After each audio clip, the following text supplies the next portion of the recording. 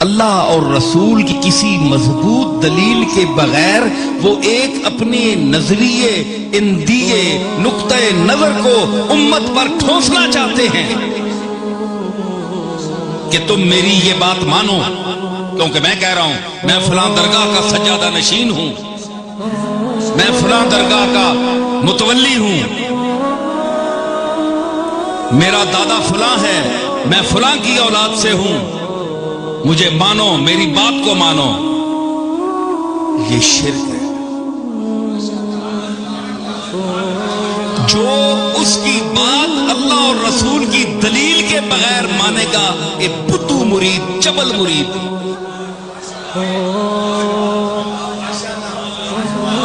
یہ روٹیاں چمڑے والے مرید. تو جب وہ یہ بات اس کی مانیں گے تو انہوں نے گویا اس اپنے پیر کو، اس عالم دین کو رب بنا لیا. جس طرح رب کی کوئی بات اللہ پر آپ دلیل پوچھ سکتے ہیں، یا اللہ تو نے یہ جو حکم دیا اس کی دلیل کیا ہے؟ بولے اللہ سے کوئی دلیل پوچھ سکتا ہے؟ رسول اللہ جناب محمد الرسول اللہ سے کوئی دلیل پوچھ سکتا ہے؟ کسی صحابی سے یہ ثابت ہے کہ سرکار نے کوئی حکم دیا ہو تو کسی نے کہا ہو سرکار اس کی دلیل بتائیں؟ او اللہ کا رسول خود اللہ کی دلیل ہے. یاد رکھیں میری بات، یہ جو قرآن آپ پڑھ رہے ہیں، سن رہے ہیں، سنا رہے ہیں، یہ قرآن خاموش ہے اور محمد عربی قرآن ناطق ہے.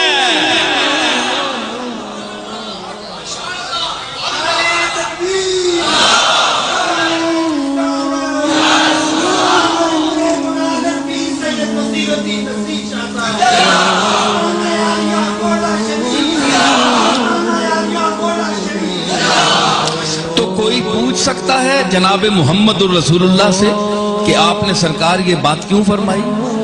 یہ کیوں اور کیا؟ کیوں، کیا، کیوں کر، یہ تین لفظ محمد مصطفیٰ صلی اللہ تعالی علیہ وسلم کے حوالے سے شریعت اور ادب کی کتاب سے یہ خارج ہیں. یہ تین لفظ کیوں کہا، کیوں کر کہا؟ تو ان سے پوچھے کیا کہا؟ میں کہہ جو رہا ہوں فرمائیں گے میں نے کہا جو ہے. اب کیا پوچھتا ہے کیا کہا؟ اگر نہیں سمجھ ہے تو یہ کہو کہ حضور میں سمجھا نہیں ہوں، مجھے عطا فرمائیں، میری عقل ناقص ہے. آپ عقل کل ہیں، میں عقل ناقص ہوں، مجھے آپ سمجھائیں. یہ کیا کر رہا ہے کہ کیا کہا، کیوں کہا؟ یہ کیا، کیوں کر اس بارگاہ میں ناروا ہے.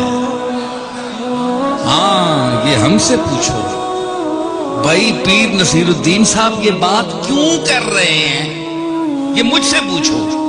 میری حیثیت اتنی ہے، مجھ سے آپ پوچھ سکتے ہیں، مجھ سے آپ پوچھ سکتے ہیں بھائی تم یہ کیوں کر رہے ہو، یہ تمہارے پاس دلیل کیا ہے؟ میں کہوں گا قرآن مجید کی یہ آیت ہے، دیکھو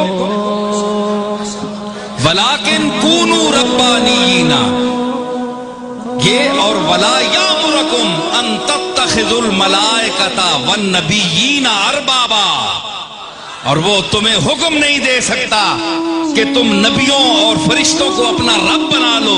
تو جب نبی اور فرشتے رب بننے کے مستحق نہیں ہیں تو کوئی مولوی یا کوئی شیخ المشائخ یا کسی درگاہ کا سجادہ نشین، گدی نشین کب شریعت میں تبدیلی لا سکتا ہے، کسی حکم میں ہیرا پھیری کر سکتا ہے؟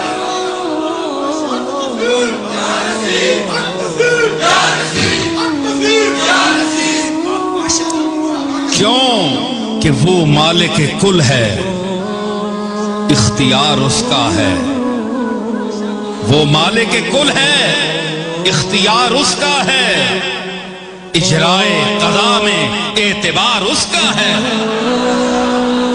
फैसला देना, इजराए कदा, फैसला को जारी करने में, इजराए कदा में इख्तियार उसका है। तू कौन है फैसले सुनाने वाला? बूथी ता कापड़ी, शक्ल ता कापड़ी, तू कौन है फैसले सुनाने वाला? इज्जत जिल्लत पे इख्तियार उसका है।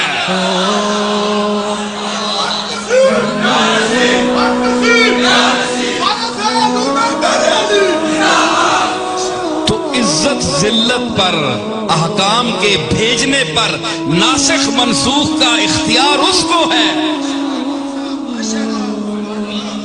आज भी मेरी नजर में वो लोग मेरे सामने हैं जिनके ज़हनों पर नसब का भूत सवार है। मैं भी एक सैयद घराने से ताल्लुक रखता हूं। मेरा भी हुजूर खत्मी मर्तबत जनाब मोहम्मद रसूलुल्लाह के खानदान आलिया से मुझे भी इंतिसाब का शरफ हासिल है,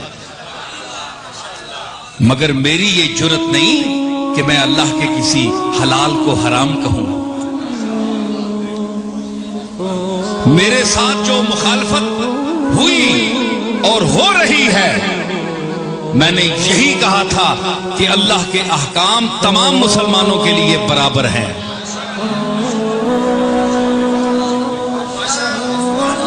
देखें, एक तबका, हमारा तबका कहता है कि ये हमारे रिश्ते दूसरों को नहीं जा सकते, ये निकाह नहीं हो सकता। तो मैंने कहा भाई सादात के लिए कोई अलग हुक्म है शरीयत में? मुझे बताओ, मैं भी 2-4 लफ्ज पढ़ा हुआ हूं। अगर इनके निकाह का कोई अलग हुक्म है तो फिर ये उम्मत के साथ तलाक में क्यों बराबर है?